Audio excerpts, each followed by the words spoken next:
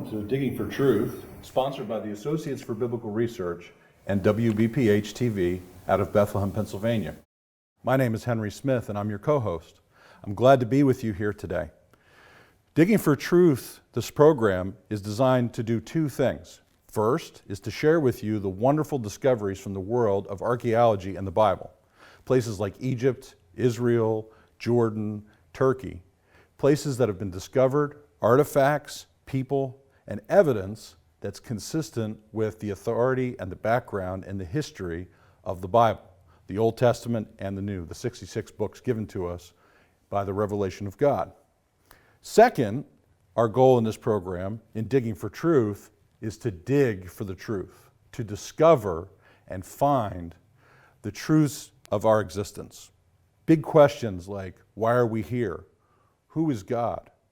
What happens to me when I die? Am I accountable to God? The big questions of the Christian worldview that help provide answers to the deepest questions that people need. We're hoping that you'll join us each week to discover the truth that God has revealed in the Scriptures and in the gospel of His Son, Jesus of Nazareth, who came into the world to give His life for His people. Today I'm joined by my friend, colleague, and co-host, Scott Lancer. Scott, it's great to see you. Great to see you as well, Henry. I'm glad we're here today together. You and I are going to be co-hosting this wonderful program. Yes. And as we go through that discovery and through co-hosting the program, we're going to share today a little bit about the ministry of Associates for Biblical Research. Yes. We're going to call it ABR for our viewers going forward. Let's talk a little bit about your role at ABR and the history of the ministry. I'm the executive director of Associates for Biblical Research. We're going to call it ABR, right? That's ABR. Right. That's right. And my role is to give administrative oversight to the ministry, to encourage the staff, to really help everyone involved at ABR be as successful as possible. Our work at ABR is we're certainly experts in the world of biblical archaeology. We look into issues related to apologetics, and maybe we can define what that's all about. Right. Apologetics and archaeology. Ultimately, what we're seeking to do, I think the bottom line focus of our ministry is to uphold the authority of the Bible.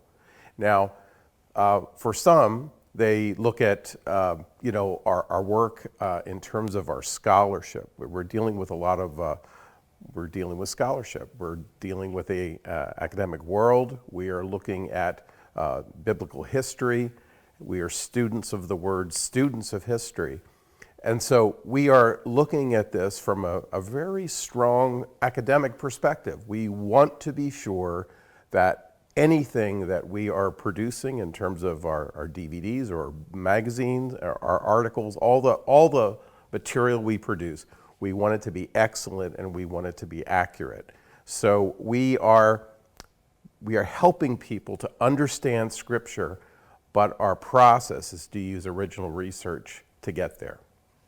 Yeah, it's really one of the wonderful things that drew me to the ministry. I mean, you and I have been basically together for about 13 years in the ministry, is looking closely at the evidence, but being careful in our discussion of it, so that whatever we present as supporting the Bible is authentic and correct.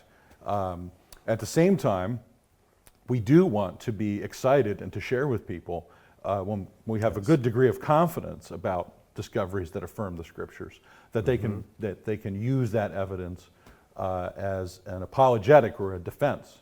Now, you mentioned the term apologetics. Let's talk about that a little bit, because we're not only going to talk about archaeology in the program, but there's a relationship between archaeology and the bigger picture of defending the gospel, sharing with people the story of Jesus, but His story in the New Testament is connected to the entire Bible.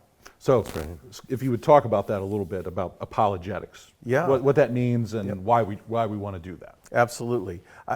It's interesting today, as I observe the body of Christ, and as I talk to pastors and Christian leaders, as I talk to Christians, just generally, it's interesting that there seems to be a little bit of a tension right now that maybe we should not be going too deeply into defense of the faith issues, because apologetics is all about providing evidence for what we believe and why we believe. We're defending our faith. And some think, well, we don't need to defend our faith. We just need to tell people about Jesus. But the reality of it is, in the New Testament, we are actually told to indeed present evidence for our faith and to defend our faith. We're told to do that because we need to give the reason for the hope that lies within us.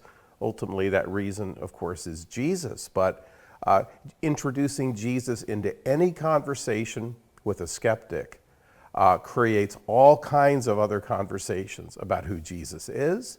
Did he exist? They're asking the most basic questions. Yes. And I think it's extremely important for our viewers to understand that our job is to encourage them and to help them to be effective witnesses for Jesus, and to give people a reasonable understanding of why we believe what we believe. Our faith is a historic faith, historical faith. Yeah, that's right. I think when we hear the word apologetics, there's a couple things, right?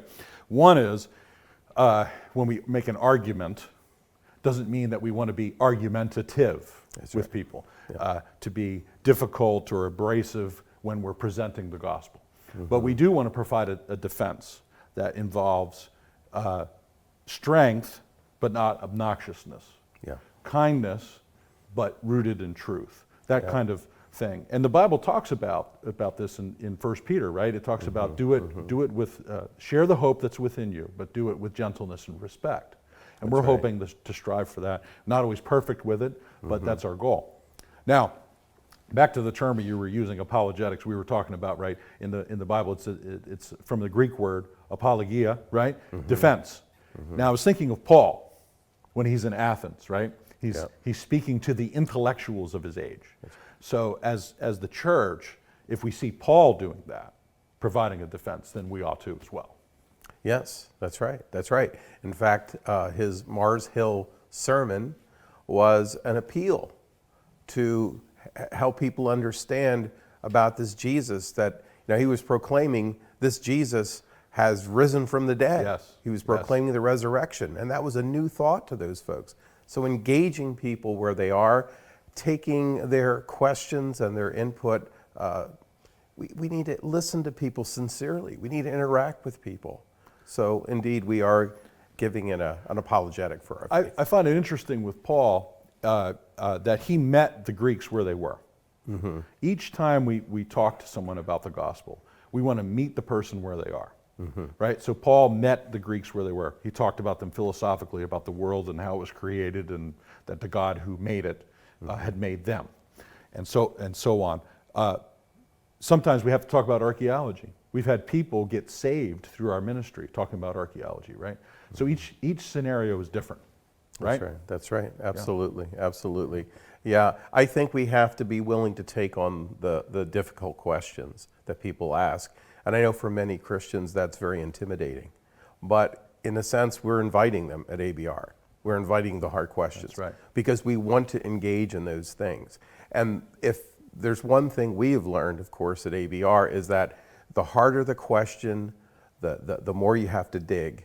But when you dig into those hard questions, the answers you find are extraordinary. Yeah, that's excellent.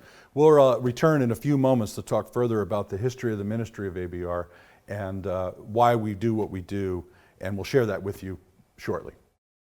Welcome back to Digging for Truth. I'm your host, Henry Smith, and I'm here today with my co-host, Scott Lancer, the director of the Associates for Biblical Research. We were talking in our previous segment about the wonderful discoveries from the world of archaeology and apologetics, defending the faith, why that's important to the church, and why it's important for us to do that as Christians. In this segment, we're going to talk a little bit about the history of the ministry of ABR, share some background and how ABR came to exist.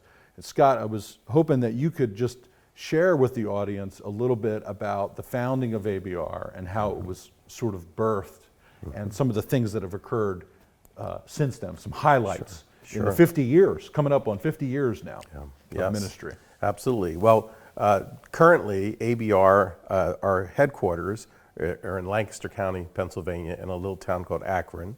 So, some of our viewers might be familiar with Akron, but that's where we're located. But ABR started, as you mentioned, almost 50 years ago. It was started by a gentleman named Dr. David Livingston. Dave Livingston was a wonderful pastor, a Christian leader. Dave was a missionary to Korea. He has multifaceted background in Christian ministry with Dave. But one thing which is very interesting was that Dave got the archaeology bug because he overheard a conversation on the plane, someone questioning about the historical reliability of the Bible. It really bothered him that this conversation surrounded the fact that the account of Joshua's conquest, and specifically to do with the city of Ai, that this didn't happen.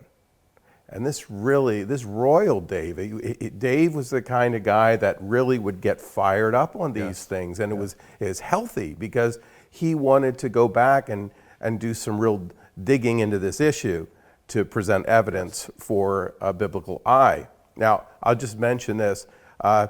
In his backyard in Korea, when he was a missionary there, he found some artifacts out near his mailbox.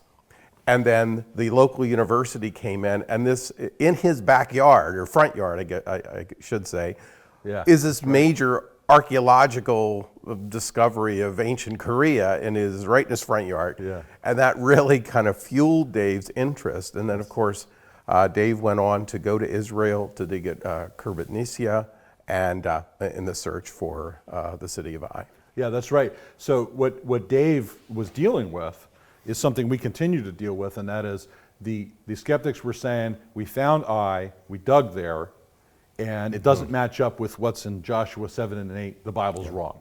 That was fundamentally what occurred. David said, there's got to be a problem there. Being a pastor and a faithful Christian, I'm going to look into this. But it wasn't something that was very simple, was it? It wasn't just a few weeks of study or something. It became a lifetime of study for him. He laid the foundation in the ministry for what we're doing today. That's exactly right. In fact, David led by example, because today it is so, we have a lot of superficiality in Christianity, just in terms of our knowledge of things. Right. You go to social networking sites, you go on any number of different sites, go on the internet, and you have all this multitude of superficial information being kind of like served up to Christians, conclusions that are not well founded. David showed us the example of original research. You have to go into the field, and you have to take on the best practices possible to do your archaeological research. Right. And more than ever, Christians need to do their homework. And David showed us that it takes years of dedicated service, dedicated digging, to come up with the actual evidence. And that's what he did. So let's talk a little bit about, we've been involved in 3 excavations in the history of the ministry. David dug at Khirbet Nisya, a site that he believed was Ai. And then we dug at a second site led by Dr. Bryant Wood, who's our director of research now, right? Called Khirbet el Maqader. These are Arabic names for the sites in Israel, which we believe is, some of us believe is the site of Ai. And this is one of those issues where, it's not 100% definitive, so we try to be careful about proclaiming that, but we think we have strong evidence. And now we have Dr. Stripling directing the dig at Shiloh. So very exciting, right?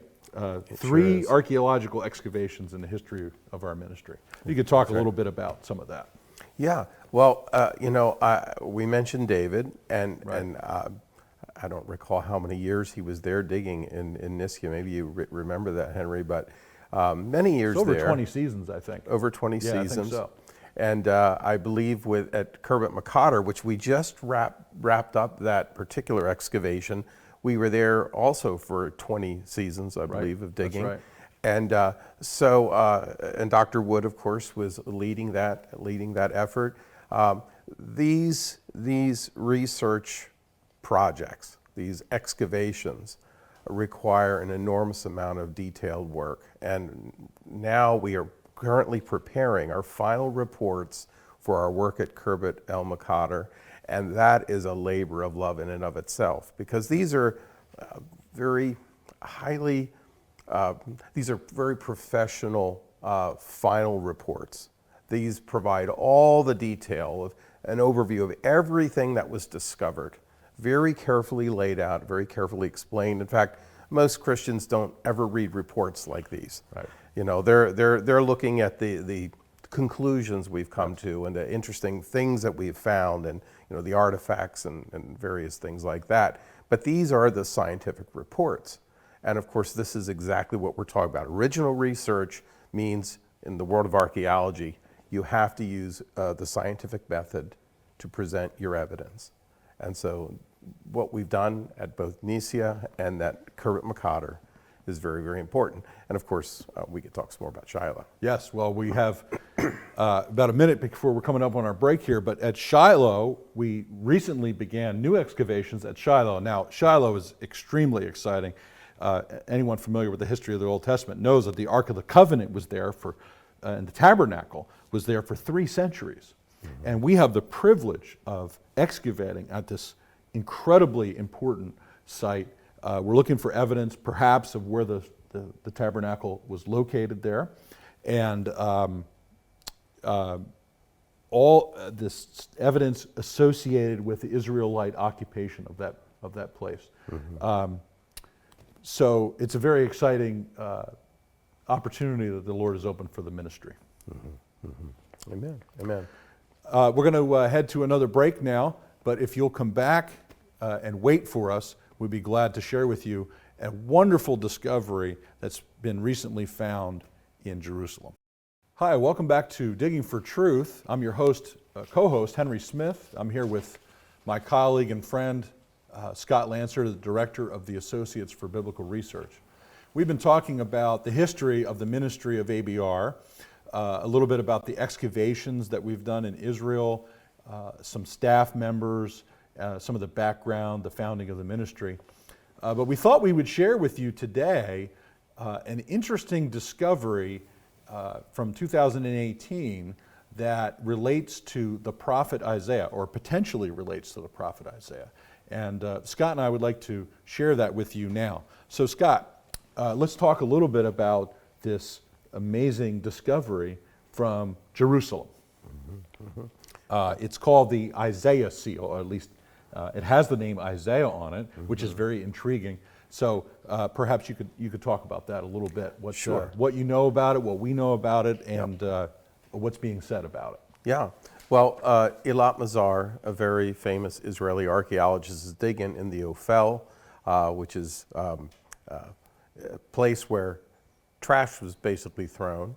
And the discoveries there are a whole series of bullae, or when we speak of an individual, one we call that a bulla, and plural's bullae. Right. So she found in this area of trash some very important seal inscriptions. So basically what would happen is if you had an important document or something you wanted sealed and you didn't want it opened, you put the seal on there. Of course, you would carry with you your own seal impression to put it into the clay, and that would be attached to whatever it is that you wanted to protect. Yes. So these seals would be eventually thrown away, and this is was very common. But what's important for us is some of these discoveries of the bullae have important names and information on them. Yeah. So the recent discovery for the folks watching, we're going to have that up on the screen for them, but they can see the seal. It's very small, mm-hmm. very tiny. And they are able to get the inscription on there. Now these have been deciphered, and the second line there definitively says Isaiah. right, according to the archaeologists who've discovered it and studied it. Yes. But the second line is the one that's under dispute. Maybe you could talk about that second line beneath it. What does it say, or what are people saying that it says? Well, some people rushed to a conclusion. It says Navi, which they say this is the word prophet. But if you look at it carefully, of course, you'll notice for those who know Hebrew language, the aleph on the end of the word for prophet is missing because the seal itself is broken. Right. It's damaged. Right. And one can speculate, as some have, even members of Eilat Mazar's team, they speculated that the aleph maybe has been chipped away. It's no longer there, but it was there originally. And so they suggest, oh, this is Isaiah the prophet, the biblical prophet, the one we all know about. And so it was extraordinary. In fact, her team basically looked at this and said, who else could it be, was really the question. Who else? Yes. And of course, if you go on the internet, you can view some of the discussion from her group. And it's very interesting. But of course, there are significant scholars out there questioning this because they say, well, this Isaiah could have been any number of Isaiahs. It's a popular name in the Old Testament period. Yes. So Isaiah the prophet was not the only Isaiah. And so it's an interesting discovery. We're excited about the potential of it. One of the things that we try to teach people about archaeology is context. So when they're digging in the ground, there's a context, and everything is meticulously recorded. Now, near this bulla, was another seal that was discovered of King Hezekiah. So it's very interesting. Two men who are closely associated with one another in the Bible were found close together, potentially, in the archaeological context. Right. So it's a very interesting association. It's not a slam dunk by any stretch of the imagination. Again, we want to emphasize there's some tentativeness to it, but it is potentially exciting. It is, and what people need to realize is these each bulla that was found, Hezekiah, Isaiah, were found literally a few feet apart. In the same material, in the same strata, at the same time. In other words, these two were probably thrown out in the trash at the same time. And here possibly. you've got Hezekiah, King Hezekiah, and that has been clearly affirmed that this is King Hezekiah. That one's in better condition too, and the viewers can see that on the screen. You can clearly see it. There's no question that says Hezekiah on it. That's right. And so people extrapolate and they say, well, this Isaiah bulla, this has got to be the prophet Isaiah. Now, some people question why would Isaiah the prophet have a bulla? Why? Well, he was a well-known figure, and it's very possible that there were things that he was sharing with others that he wanted sealed. Most of these seal impression, the objects were worn around their neck, and they could then impress them into the clay. It is, in a way, a form of identification, and also of just showing that whatever it was that they were sealing, this is mine, this is authentic. Perhaps in a way similar to our own notarization from today. Something would be a parallel from the way we would think about it. That's right. So as we wrap up talking about the Isaiah seal, maybe you could share with the audience just the caution and the wisdom we want to use with discoveries like that, and yet the excitement at the same time, the potential. Yeah. So perhaps you could share that. And I think I want to tie this together with, we were discussing in the earlier segments about our founder, Dave Livingston, our head of research, Dr. Bryant Wood, and now Dr. Scott Stripling, who's digging at Shiloh. We are all excited about what we're doing. Right. We love what we're doing, but we all have to bring to this whole subject area humility and great care not to rush to judgment on things. And I would want our everyone viewing our show today to understand that it is so tempting to come to a conclusion that isn't warranted. Yes. And so we have to go slow and be methodical and careful Yep. and present the research. I believe that God has given us some extraordinary confirmations of biblical history. But I would just mention this one other caution. God has spoken in the scriptures. We believe in the inspiration and the authority of the Bible. That is our source of truth. Archaeology simply Supplements. serves that. Yes, amen. Thank you for joining us today for our first episode of Digging for Truth. We are so excited to have you here, and we're hoping, moving forward, that we'll be able to share many more great discoveries from the world of archaeology, and that you'll join us on this great adventure of digging for truth, of discovering the truth of God and His gospel of Jesus Christ.